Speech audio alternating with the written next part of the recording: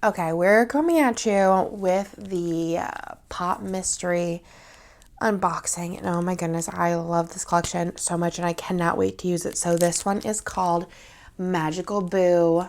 It is everything excellent, perfect, perfection. If you did not get your hands on it, check out the Buy Sell Trade group. That'll be the only place that you can find it.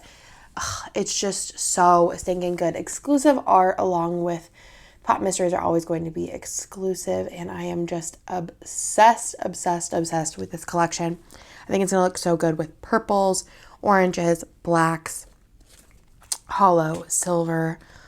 I don't know what I'm going to use with it. You have like the faux black sparkle throughout, which I need to do more with kits. I just love the way it looks. Little Cars Land here.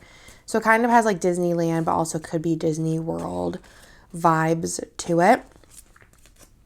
Then you have the little Lounge Fly backpack and the suitcase, along with the bottom washi, which is gorgeous, gorgeous, gorgeous. And then the freebie in the Ultimate and Mini is the tall box that has the castle with the fireworks there. And I just am obsessed with this, and I think that it's perfect, and I cannot wait to use it this year.